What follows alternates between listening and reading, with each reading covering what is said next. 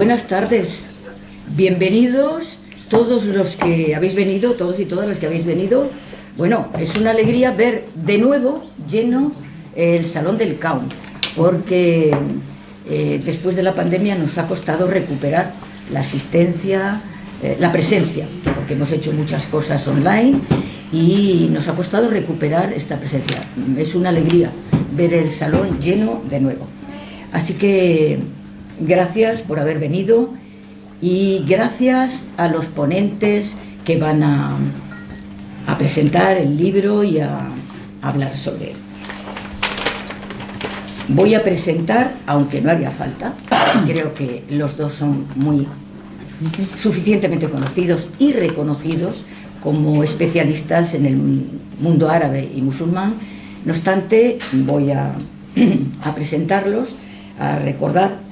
Teresa Aranguren es periodista con una trayectoria profesional fundamentalmente desarrollada en conflictos internacionales en Oriente Medio y en los Balcanes, viajera incansable por distintos países de Oriente Medio, los Balcanes, como digo, China y tantos otros.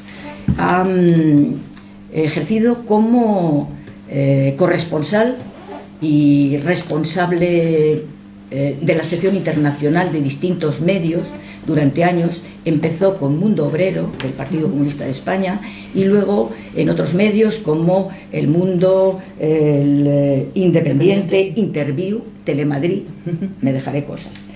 Bien, y ha cubierto conflictos internacionales importantísimos como las guerras del Golfo, las sucesivas crisis de Irak, la guerra, creo también Irak-Irán, la invasión de Israel sobre el Líbano, como digo, también los Balcanes, y viajando una y otra vez la interminable y dolorosa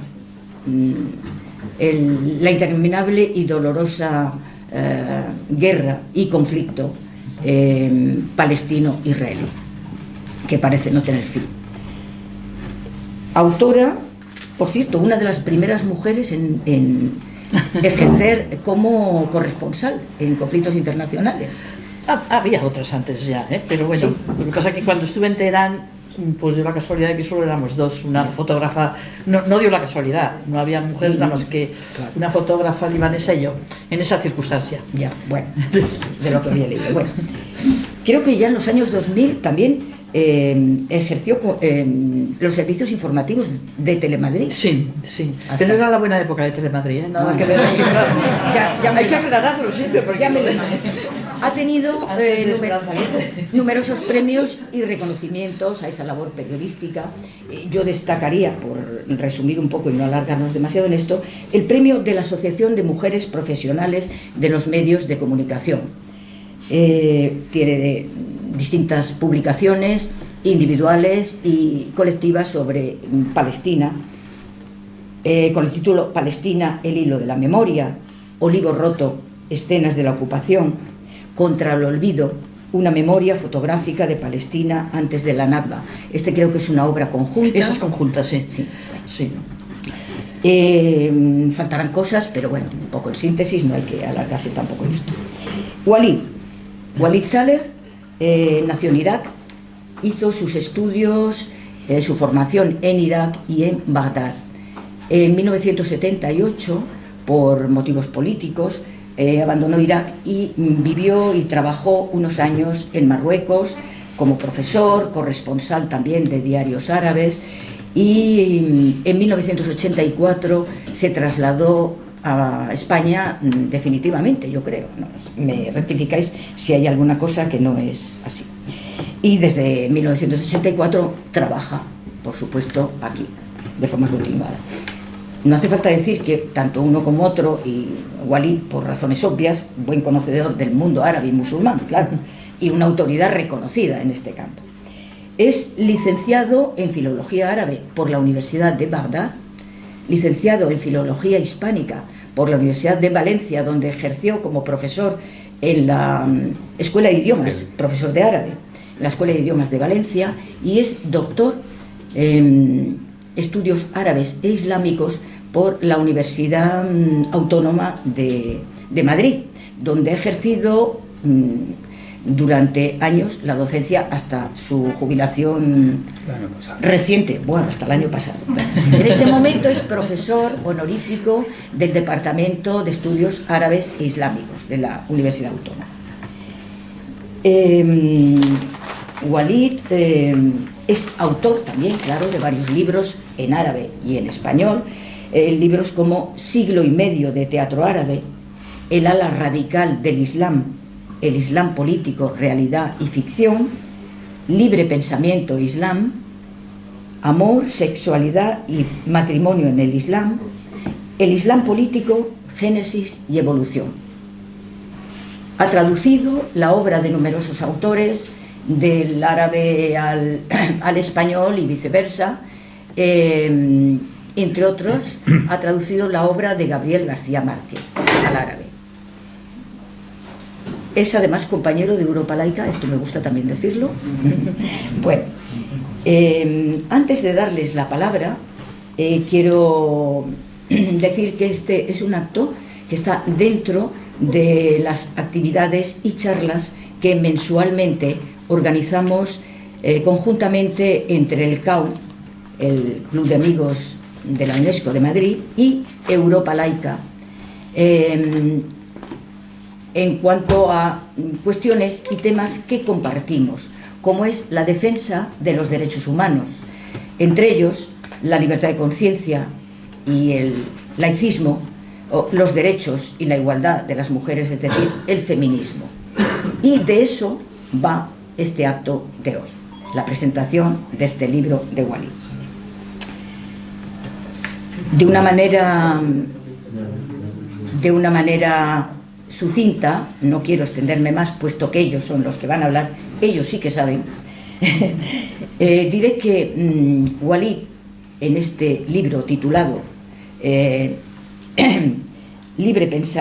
Feminismo e Islam, una ecuación imposible, desmiente en el libro esa supuesta ecuación y casi idilio entre feminismo e Islam que preconiza el llamado feminismo islámico. Y desmonta esta supuesta ecuación documentando de una forma exhaustiva e inequívoca la idea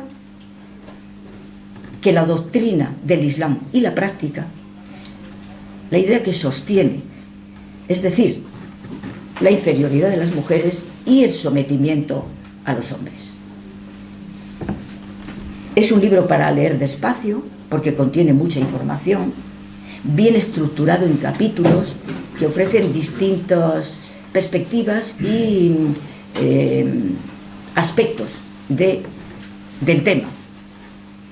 Y yo creo que está hecho con un criterio didáctico que corresponde a la condición de profesor de Walid, con una bibliografía al final que completa este libro.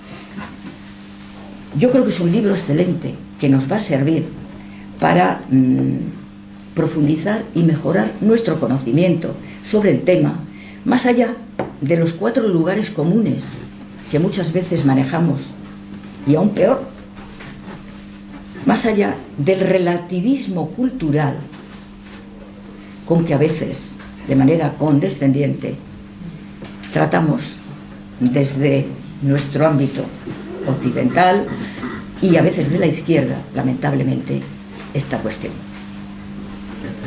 Como lectora, quiero decir que yo me acerqué al libro de Walid por el título, por el autor y por una convicción muy clara.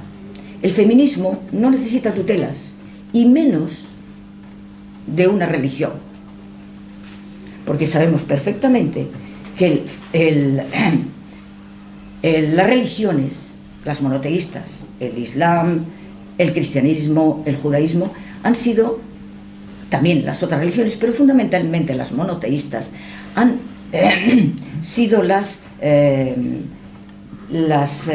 justificadoras y legitimadoras del patriarcado.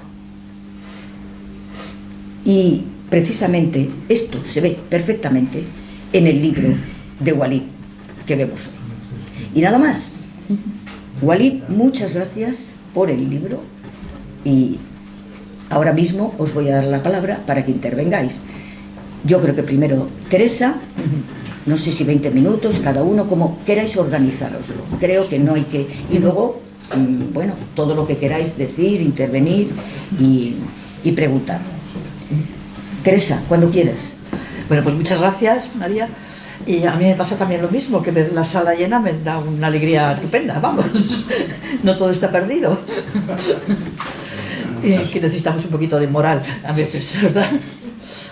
Bueno, lo primero que tengo que decir es que yo no soy una experta en estudios islámicos ni en el mundo árabe como experta en el sentido académico. Lo que sí he estado, por mi profesión y por el tipo de trabajo que he hecho, muy en contacto con las sociedades árabes, especialmente la del Magreb, o sea, las de Oriente. Yo siempre suelo aclarar que yo la zona del Magreb la conozco muy poco, porque lo que yo conozco es Palestina, Irak, Siria y Líbano. Esas son las zonas en las que yo me he movido. Y eso me ha dado un conocimiento de cercanía y de vivencias, pero no soy una experta. Dicho esto, como lo es seguro Walid, porque es un académico, y mucha otra gente, algunos que están aquí y son bastante más expertos que yo, los veo por ahí. Entonces, lo primero que tendría que decir es, bueno, en este libro el título es ya una declaración claramente de intenciones o de contenido. Es Feminismo e Islam, una ecuación imposible. También podríamos decir feminismo y cristianismo, una ecuación imposible, feminismo y judaísmo, una ecuación imposible. Como lo ha señalado María muy bien, en las tres religiones monoteístas, que bueno, que son las que nosotros conocemos, no tengo muy claro, me imagino que también, bueno, no quiero ni pensar pues el hinduismo, etcétera, como espero, como no, las conocemos menos, no podemos analizarlas igual. Pero en las tres religiones del libro, o las tres religiones monoteístas, está muy claro que la situación de la mujer es de sometimiento al hombre. Es un principio básico. Esto, desde una perspectiva antropológica, quizá lo primero que hay que plantear es que no lo inventan estas religiones. Lo que hacen es recogen una estructura social, antropológica, anterior, por ejemplo, y la refuerzan. El patriarcado no lo inventa el Islam, el patriarcado estaba ahí en las sociedades preislámicas, tampoco lo inventa el cristianismo, estaba ya ahí, desde tiempo prehistórico. Y lo que sí tienen las religiones es que esas estructuras sociales previas las sacralizan, con lo cual las refuerzan y les dan un sentido que hace más difícil su transformación, porque exigen enfrentarse al mundo de lo religioso, lo sagrado, lo misterioso, y no se afronta del mismo modo que cuando alguien se rebela contra una estructura social, sea cual sea, la estructura de clases o la estructura familiar, etc. El papel de las religiones ha sido reforzar esos aspectos retrógrados. Yo diría que claramente las religiones son retrógradas, aunque no se reducen a eso. Yo sé que hay otros aspectos que también está en el sentido del cristianismo, del islam, de otros que son valorables desde una perspectiva de desarrollo humano. Pero básicamente, como elemento esencial y para el tema de la mujer, lo primero que hay que reconocer es que hay una realidad que yo diría que es bastante incuestionable a nada que uno observe sin más, sin prejuicios. Eso es lo que hace el libro de Walid, nos lo presenta así. Hay mucha referencia a párrafos, suras del Corán y elementos del Corán en los que se ve claramente el papel de la mujer como sometida al hombre. ¿Qué es lo que tiene? Yo he dicho antes que lo podríamos decir también feminismo y cristianismo, ecuación imposible. Hay una diferencia, yo creo, básicamente con el cristianismo, no por la condición religiosa, sino por el espacio geográfico, histórico geográfico en el que el cristianismo es dominante, que es nuestro mundo, Occidente, y por el tipo de desarrollo histórico entre Oriente y Occidente las diferencias que hay. Creo que por fortuna para el mundo europeo, y esto no quiere decir que yo sea una gran admiradora de, bueno, sin cuestionamiento del mundo europeo, tengo mucho, bueno, también somos los autores, los responsables del colonialismo y muchas otras cosas, pero desde una perspectiva de desarrollo humano, creo que uno de los grandes avances de nuestra cultura, de nuestra sociedad, es la separación religión-Estado, Iglesia-Estado. Eso lo tenemos ya bastante asumido en Occidente. De modo que, no del todo, o sea, la influencia de la Iglesia Católica todos sabemos muy bien cómo es, pero hay una diferencia notable con el mundo islámico en el sentido de hasta qué punto la religión forma parte de la estructura social y estatal en el mundo islámico, que no lo está en nuestro mundo.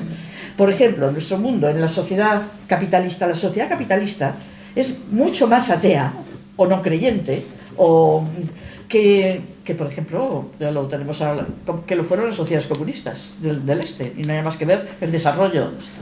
Entonces, ahí hay muchos factores que se mezclan y que han hecho que nuestro mundo sea descreído. Básicamente es descreído con respecto a lo religioso, el mundo occidental europeo.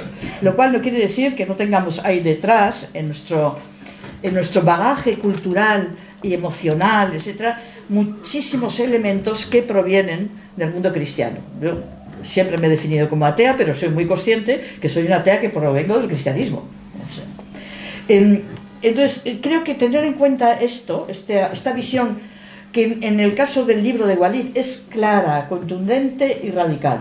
No hace reservas ni muchos matices. Claramente el Islam no se puede compaginar con el feminismo. No hay un feminismo islámico. Y para eso no es... Él hace alusión a muchísimas suras del Islam que podríamos... Pero bueno, como tú vas a hablar luego del Islam, perdón, del Corán, pero yo creo que no... Además de eso, basta una mirada al mundo que tenemos alrededor. Y los que hemos tenido contacto con las sociedades del ámbito islámico, sabemos hasta qué punto, incluso en los casos de mujeres muy potentes, muy desarrolladas, con estudios, que los hay y muchas, más de los que pensamos en Occidente, eso también es otro aspecto que hay que tener en cuenta,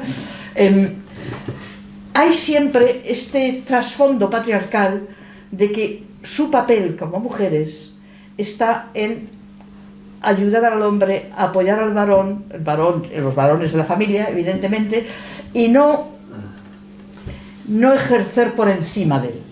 Creo que eso también lo tenemos asumido nosotros aquí en Occidente, porque finalmente provenimos del mismo fondo cultural. Somos sociedades que provenimos de cristianismo, islam, judaísmo, tienen el mismo origen común, para entendernos. Hay una crítica muy acertada en el libro de Walid a algo que además está muy presente en la izquierda, que es la visión del relativismo cultural, que yo creo que el relativismo cultural es importante y es un fenómeno positivo, no lo desecho totalmente.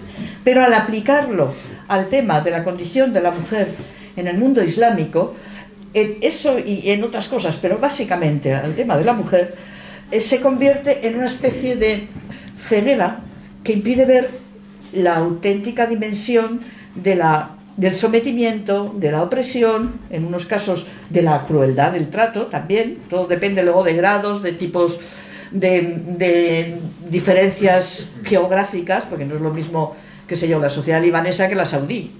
Son de ámbito islámico y ámbito árabe, pero son muy diferentes. Del mismo modo que no es lo mismo la situación de las mujeres en Suecia que en un pueblo de Sicilia, y todos somos europeas. Y eso también debemos de tenerlo en cuenta, en el sentido de ser capaces de apreciar los matices. Porque una de las características, en mi opinión, de lo que yo llamo la mirada colonial, que es la que tenemos en Occidente, aunque no tengamos colonias, pero tenemos mirada colonial hacia el otro. ¿Y en qué consiste la mirada colonial? Pues en no ver al otro. Porque lo que vemos es lo cosificamos y lo vemos como un todo homogéneo y no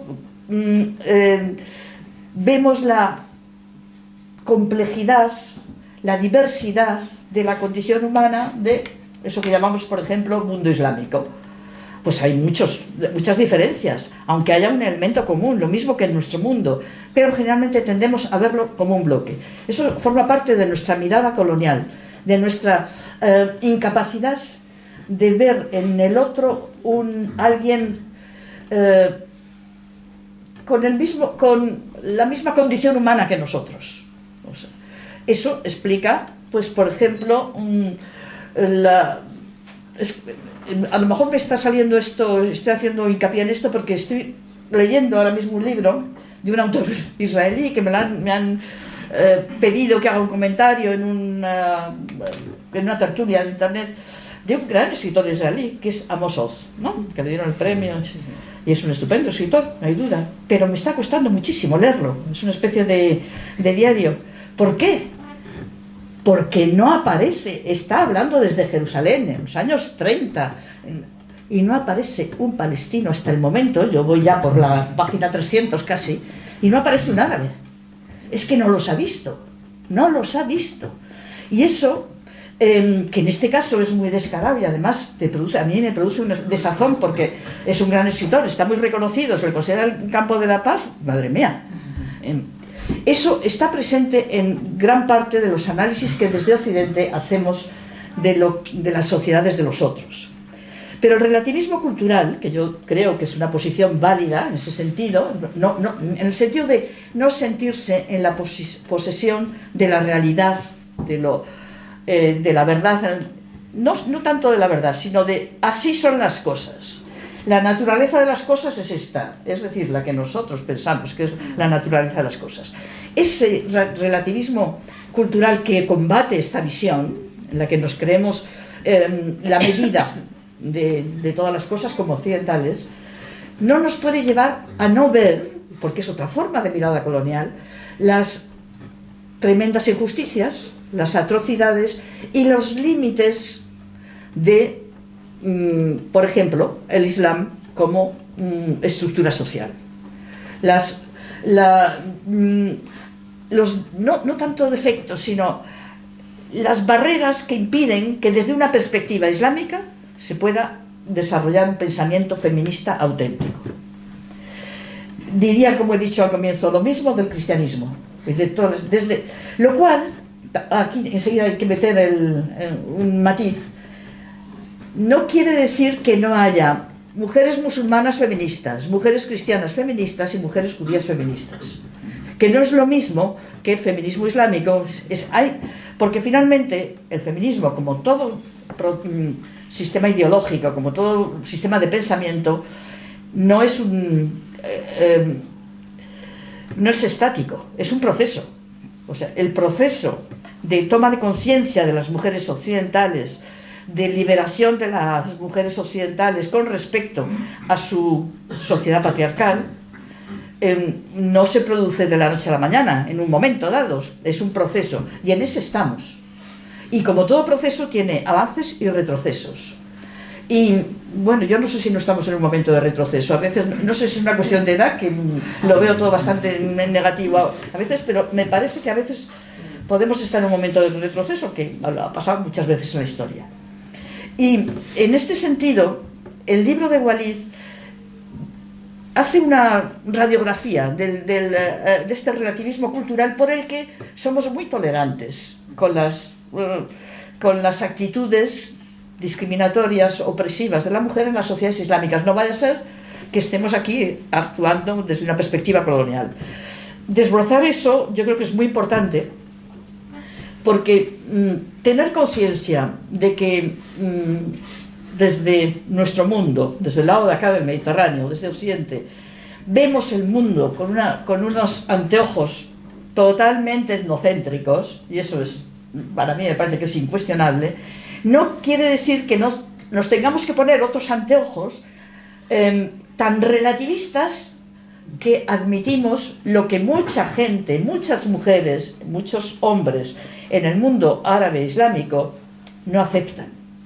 Y aquí es donde me parece que es también una gran aportación del libro de Walid, porque da voz, o bueno, resalta la voz, no es que haya que dársela, porque ya la tienen, a mujeres que se han rebelado contra esta situación dentro del ámbito islámico, que han sido punteras y que han sido guías de pensamiento, y no puedo dejar de mencionar a una mujer a la que le dedicas bastante tú, que es Nawal Saadawi, egipcia, y a la que yo tuve la suerte de conocer en los años 80.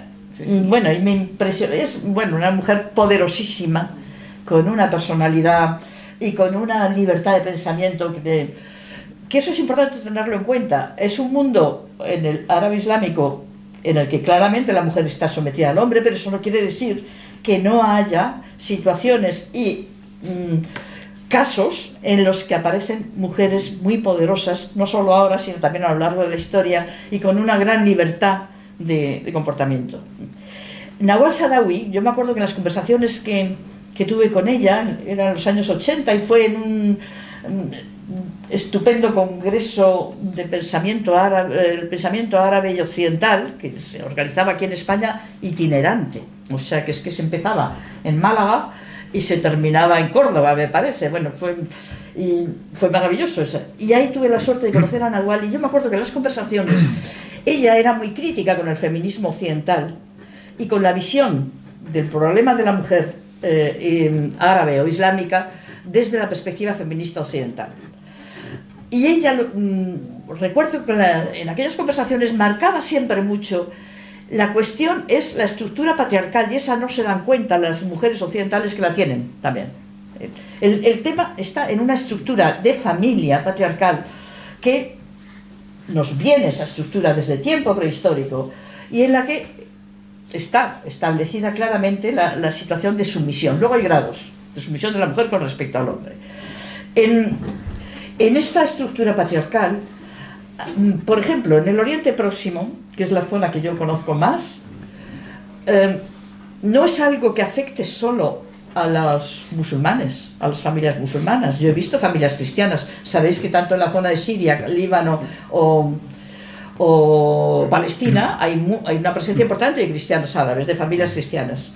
Y yo recuerdo un amigo palestino que lo conocí allí en Jordania, no estábamos en Palestina sino en Jordania, y había estudiado en la Universidad de Santiago de Compostela, aquí, Anuar, y de familia cristiana.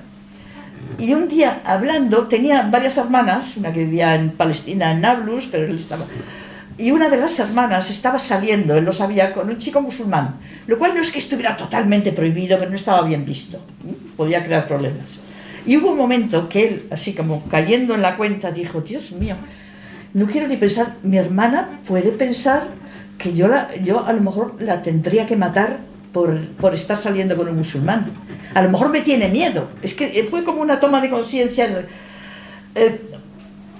¿Por qué esa toma de conciencia? Porque el crimen de honor, al que menciona mucho en el libro también Walid, está muy presente en las sociedades árabes, y tanto en el mundo cristiano como en el mundo musulmán, en ámbito cristiano como musulmán, en las sociedades del Oriente Próximo, y me imagino que en el Magreb será muy parecido. El crimen de honor, me imagino que no hace falta explicarlos, pero bueno, por si acaso, es cuando la familia lava el honor de la familia, que ha sido deshonrada porque una de sus mujeres ha tenido relaciones o está teniendo relaciones con alguien que en la familia no quiere, para decirlo así. Puede ser porque es de otra religión o porque es de una clase inferior, y ese crimen se lava, esa deshonra se lava con sangre. ¿Y quién debe lavarla con sangre? Los varones de la familia, sea el padre, el hermano, a veces con dolor de corazón, es decir, puede querer mucho a su hermana, pero resulta que la mata. Esto nos espanta ahora porque sigue siendo muy presente. Yo recuerdo el tiempo que viví en Jordania, cuando uno miraba los sucesos en el periódico, es una sociedad muy afable, muy segura, o sea, en el que no es fácil que te asalten por la calle, pero sin embargo los crímenes, tú veías de sucesos, decías, esto es un crimen de honor. No estaba dicho así, pero lo notabas, ¿no? Y eso se daba también en las familias cristianas. Eso es importante tenerlo en cuenta, en el sentido de que es una estructura previa, anterior. En el mundo de este lado del Mediterráneo, bueno, los que tenemos una edad como yo sabemos que matar a la mujer se consideraba crimen pasional, a la que se le pescaba infraganti en la cama de otro o por celos, y era un eximente. El crimen pasional era un eximente de culpa. Pero no estoy hablando de tiempo medieval, estoy hablando de anteayer. O sea, creo que hasta los años 70 o así, eso funcionaba. No sé cuándo se eliminó del Código Penal, pero ha funcionado hasta hace relativamente pronto, poco tiempo. Y que es un poco lo mismo que ocurre de un modo aquí más liviano, más reducido, pero es la misma huella del mismo sistema de pensamiento. No sé si ya me estoy alargando mucho, o sea que voy a ir terminando. Creo que el libro de Walid lo que nos da es, primero, nos fuerza a mirar de frente y sin paternalismo, porque lo de la mirada occidental comprensiva muchas veces no es que sea comprensiva, es que es paternalista. Es decir, que es también colonial, es también de considerar al otro inferior, no capaz de. Y nos fuerza a romper esa mirada y a mirar de frente, de otro modo, y a ver también lo que a mí me parece que es importante que ver, sobre todo si tenemos un espíritu solidario con esas sociedades, si nos importa su desarrollo, que hay gente que se está moviendo en esas sociedades de verdad, radicalmente, por la equiparación de la mujer al hombre, en otros aspectos también por la lucha por la democracia, en regímenes autoritarios o dictatoriales directamente, o feudales como las monarquías saudíes, y que es en esa gente en las que nos tenemos que apoyar, y son esa gente con las que tenemos que ser solidarios, básicamente, y apoyando esas desde la perspectiva que se quiera, como profesor, como periodista o simplemente como persona interesada por. De ese modo también evitamos un aspecto que está siempre presente, la visión racista de los otros. Y ya termino con esto. Hay una visión paternalista, pero hay también una versión, bueno, es que los árabes, ya se sabe, los árabes que son medio salvajes, son primitivos, Yo muchas veces he oído ese tipo de comentarios con mis colegas, por ejemplo, y yo suelo responder, bueno, y esto lo estamos diciendo los europeos, un europeo, que tenemos las dos mayores carnicerías casi de la historia de la humanidad en nuestra historia recientemente, Primera, Segunda Guerra, y eso hay que recordarlo ahora que andamos todos con el discurso que parece que nos va a llevar a la tercera. No somos conscientes los europeos del grado de violencia y barbarie que hemos distribuido en el mundo. Colonialismo, las guerras que son estrictamente europeas. No hemos necesitado que nos venga ninguna otra cultura a dominarnos y eso, lo hemos hecho solitos como europeos. Entonces es importante tener conciencia de eso para no aplicar criterios despectivos exclusivamente. Creo que lo que hay que intentar ver las sociedades árabe-islámicas en el contexto de su desarrollo histórico y económico, y saber que hay fuerzas de progreso en ellas que necesitan apoyo y que casi nunca lo han recibido de Occidente, casi nunca, al revés. Por eso es, desde un punto de vista político, de política internacional, resulta que nunca hemos tenido problemas con Arabia Saudí. Qué bien nos llevamos con Arabia Saudí, pero sí que lo hemos tenido pues con el Egipto de Nasser, o con el mundo palestino, o incluso con la revolución islámica iraní, bueno, con la República Islámica iraní, no por República Islámica, sino por lo que tiene de capacidad de movilizar masas en un sentido antioccidental. Y lo dejo ahí porque ya me parece que me he enrollado demasiado. Nos contó cosas muy interesantes. Gracias.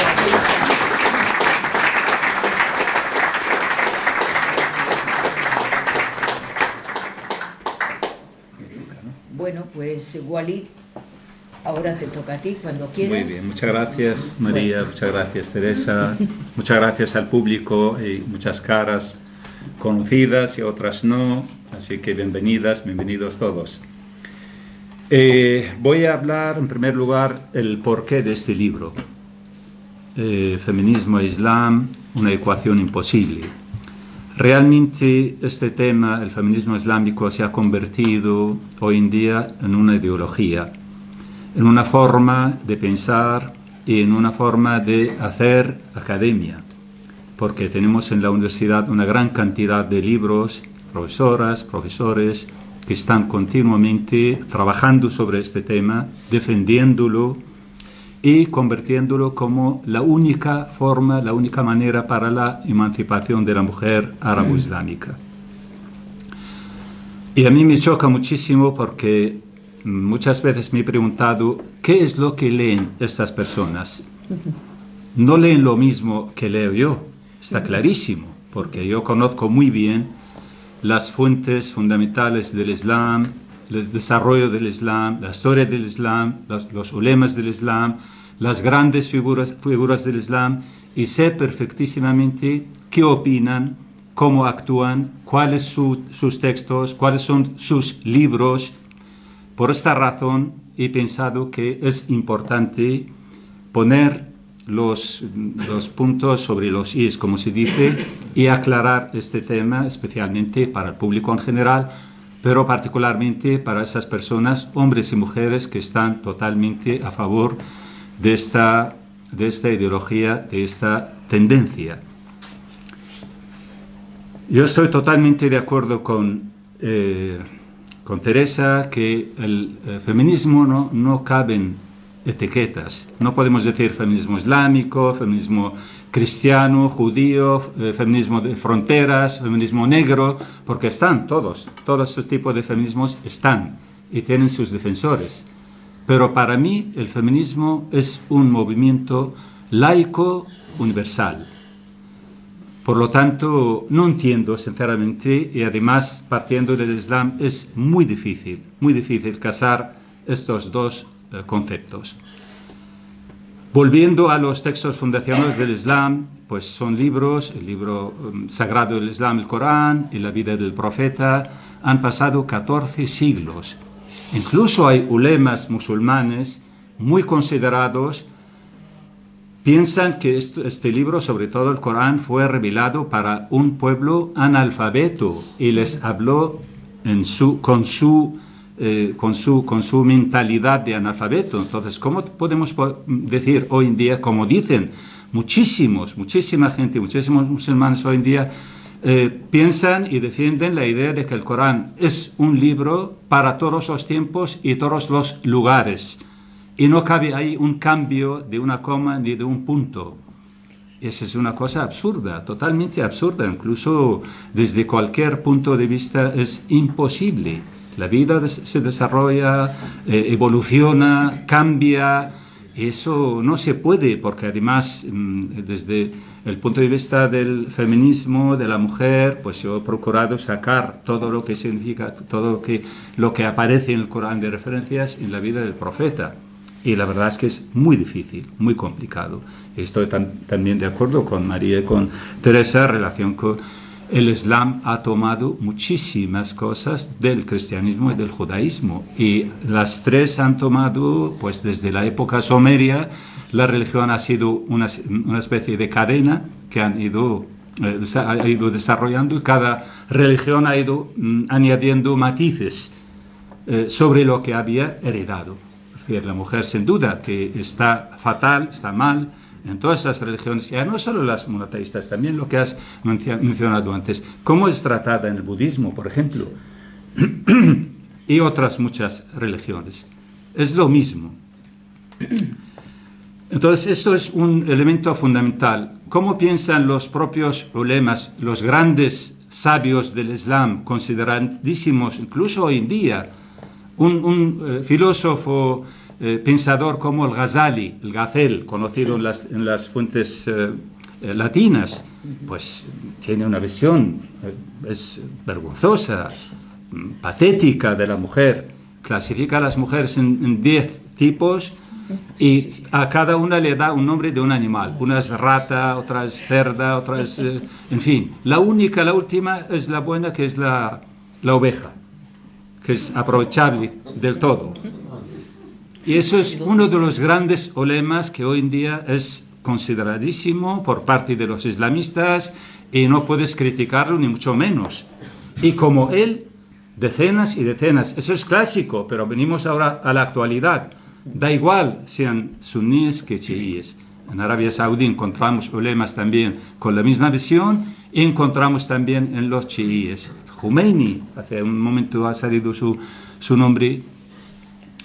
¿Qué visión tiene de la mujer, del matrimonio?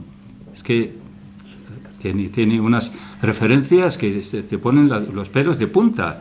A una lactante, una niña lactante, el padre la puede dar en matrimonio, independientemente de la edad del hombre, y puede gozar de su cuerpo, excepto la penetración.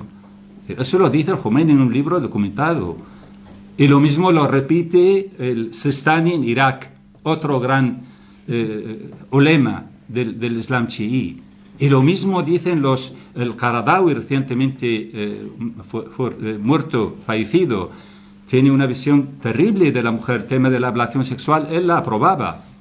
No ponía ningún tipo de pegas para que siguiera esta actitud y esta práctica contra la mujer, esta agresión tan tremenda. Para él no era nada fuera del mundo. Tenía que ser aplicable a ciertas mujeres, decía. Algunas mujeres seguramente la necesitaban. Entonces, eso es esa es la tradición, ese es el legado que tenemos. Por lo tanto, yo me pregunto cómo podemos hacer esta relación entre feminismo e islam. ¿Y qué necesidad tenemos, además? ¿Para qué?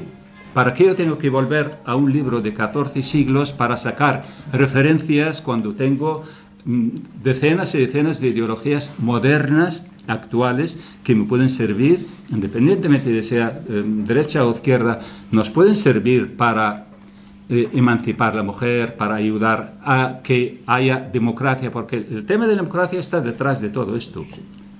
Es digamos, el marco fundamental que es la democracia, y todos los demás elementos que estamos hablando está dentro de esto. Y la democracia, igual que el feminismo, es indivisible. No podemos hablar de una democracia para árabes, otra para chinos, otra para japoneses.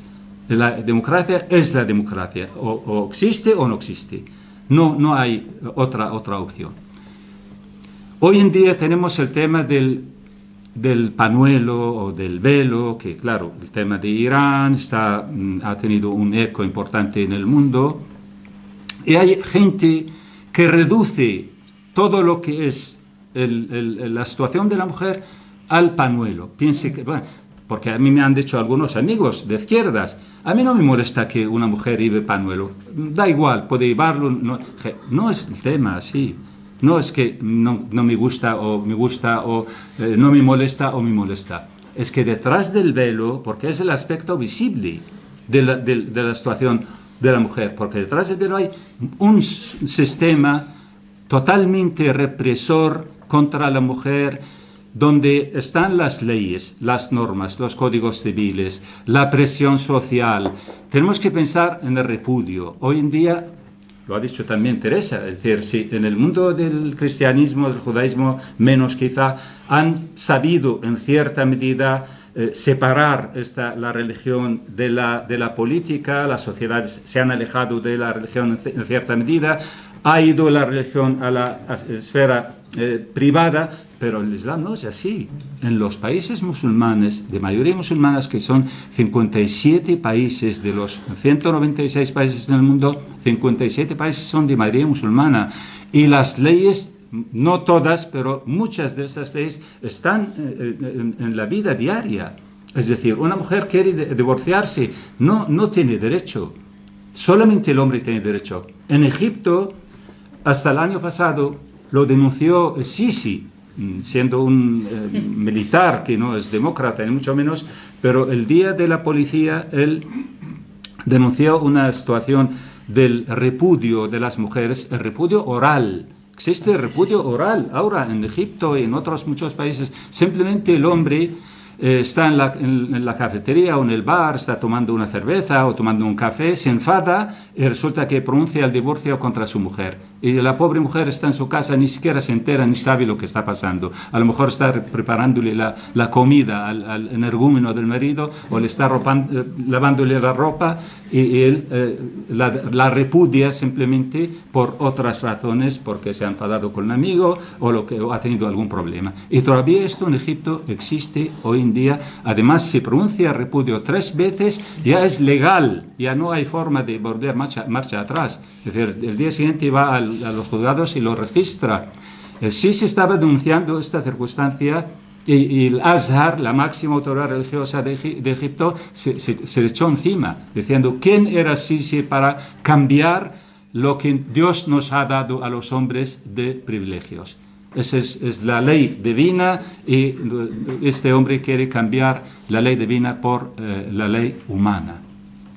Esa es la circunstancia real. Los códigos de la familia que encontramos en la inmensa mayoría de estos códigos, desde la poligamia, los niños están siempre a cargo del hombre, es decir, si hay divorcio por medio, la mujer pierde la tutela de los niños. En el mejor de los casos, a los 13, 14 años ya tienen que ir con el padre. La madre se queda absolutamente desprotegida, sin poder. El padre les da derecho a nacionalidad, de su nacionalidad a los niños. La madre no, nunca. Eso lo estamos teniendo en cantidades de países. Esa es la realidad que estamos viviendo partiendo de la Sharia, del Islam, porque la inmensa mayoría de estas normas, estas leyes, vienen de la Sharia.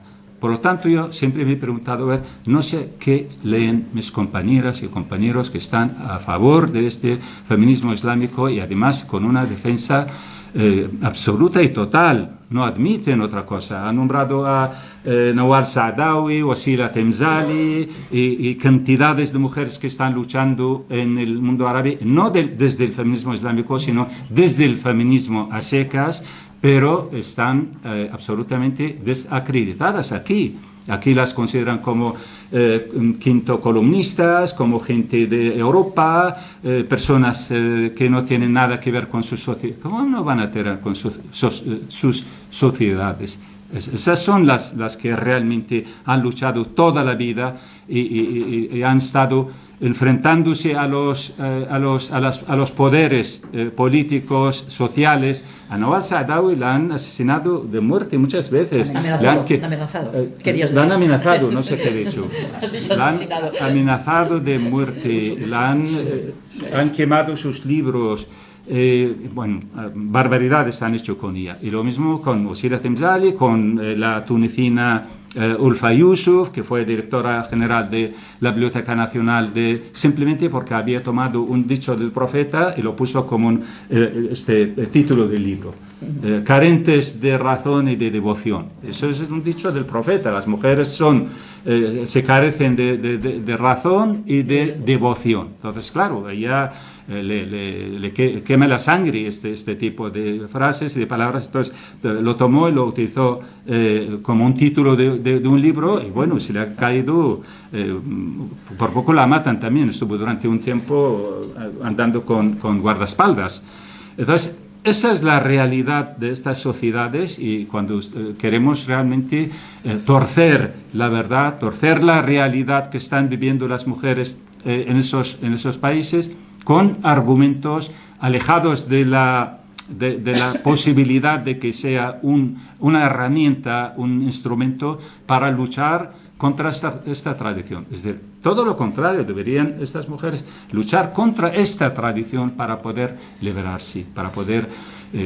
otro elemento que está al orden del día, el tema de las fetuas. Lo habréis leído también, que a veces te da vergüenza ajena de ver qué tipo de fetuas hacen y toman la medida del honor y la medida de la sociedad, el cuerpo de la mujer. Todos los fetuas tienen que ver. Yo digo en el libro, si un día los ulemas dejan de hablar del cuerpo de la mujer, se quedan en paro, ya no hay más, no tienen otra cosa que hacer, porque toda su preocupación, curioso, curioso estos los ulemas del Islam. Yo creo que el cristianismo pasa lo mismo también, el judaísmo.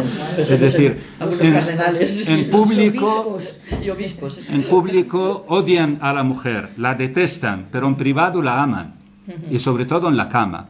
Sí. Esto lo hacen todos, esto los conocemos perfectamente, cómo actúan, porque en realidad es tremendo, como vemos en una de las fetuas que ha tenido mucho eco en su día, un profesor conocido de la Universidad del Azhar, esta universidad que es de carácter religioso, pues le preguntan, ¿cómo podemos hacer con las mujeres ahora en el mundo moderno? Tienen que trabajar, tienen que estar con los hombres, etcétera. Entonces se le ocurre la genial idea. Dice, pues mira, para que una mujer o un hombre estén o pueden estar en un despacho a solas, la mujer puede amamantar 5 veces al hombre, al compañero, para que se convierta en su madre nodriza. Es decir, es una burla terrible, porque de hecho se convirtió en una burla en contra del Islam y los musulmanes, porque existe una revista norteamericana, Foreign Policy, muchos años estaba haciendo una especie de concurso a ver qué fetua más escandalosa hemos tenido este año en el mundo musulmán. Entonces ponían algunas y claro, es para burlarse de esta sociedad, burlarse de la propia religión. Es decir, realmente lo que están haciendo un gran daño a su propia imagen, a su propia religión. Piensan que están haciendo bien, pero en realidad lo que están haciendo es todo lo contrario. Entonces, yo creo que estos elementos son los que me han empujado, me han hecho que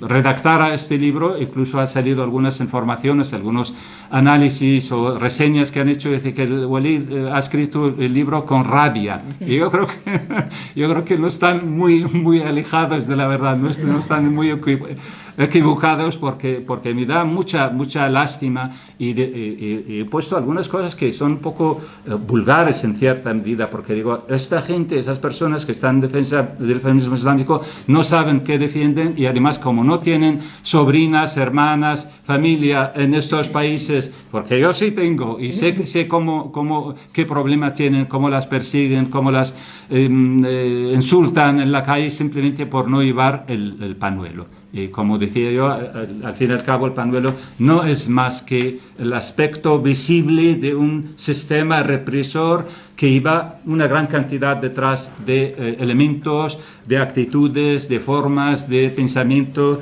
etcétera, etcétera.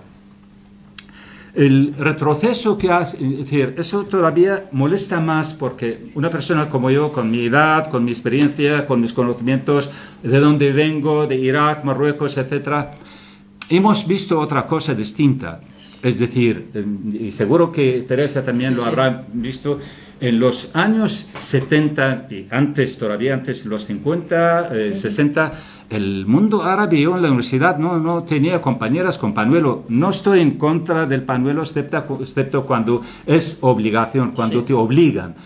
Y cuando hay personas menores, chicas menores que tienen que llevar el pañuelo. Una mujer madura, yo no le puedo decir nada, ella está en su derecho, pero la obligatoriedad de que una niña lleve el pañuelo, eso para mí es un delito. Y hay muchísimo, porque yo he visto incluso niñas en el carrito que tienen un año y medio, y le han colocado, le han colocado el pañuelo aquí y en otros lugares también. Lo he visto en Malasia, lo he visto en Marruecos, lo he visto en muchos lugares. Eso para mí es un delito, porque lo que se está haciendo ahí son los padres utilizan a las hijas como bandera de su ideología. Eso no se puede hacer.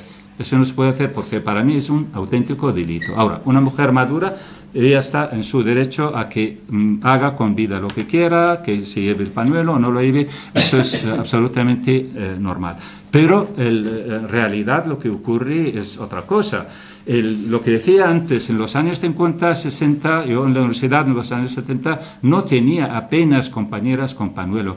No, y repito que no estoy en contra, pero simplemente era una realidad. Había una aspiración hacia la apertura, hacia el mundo abierto, hacia las libertades, los derechos, etcétera, etcétera. y en todos los sentidos, ya no solamente el tema del pañuelo, la vestimenta, las mujeres en las playas, lo he visto en las piscinas en Irak, lo he visto en las playas en Marruecos, en Casablanca, eso todo era otra situación distinta. ¿Por qué razón hemos vuelto otra vez a tener esto, la presencia del islamismo radical, cerrado? Es justo lo que ha pasado.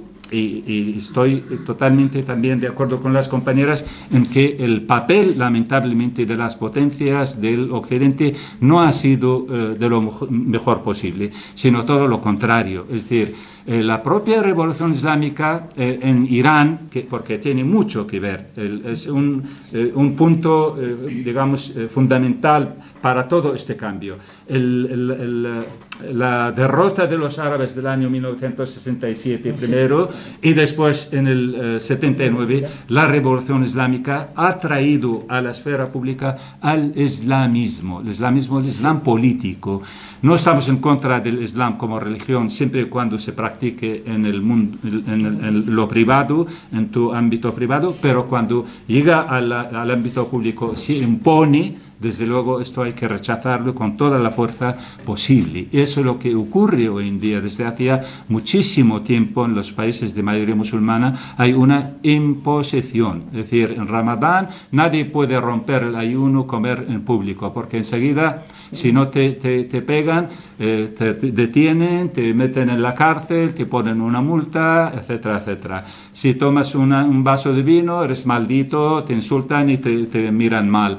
En fin, todo esto está en público, en todos los lugares. Luego tenemos figuras también apreciadas desde aquí, desde el occidente. Hassan Nasrullah, resulta que el líder del Hezbollah es un líder maravilloso, considerado, porque se supone él había luchado contra Israel, bien, en un momento dado, es verdad, pero luego su ideología es distinta. ¿Qué visión tiene? También lo nombro aquí. ¿Qué visión tiene en relación con la mujer? Él no quería que las mujeres de su partido participaran en las elecciones. No quiere que las mujeres pongan sus fotos en internet, etcétera, etcétera. O Ghannouchi en Túnez, en el partido Nahda, que cuando ya tuvieron el poder empezaron a perseguir a las mujeres por la calle, imponiendo el pañuelo, persiguiendo a las mujeres en las universidades, insultándolas, etcétera, etcétera. Incluso llegaron a pegar a Abir Musa, una parlamentaria dentro del Parlamento, porque estaba criticando el Islam político.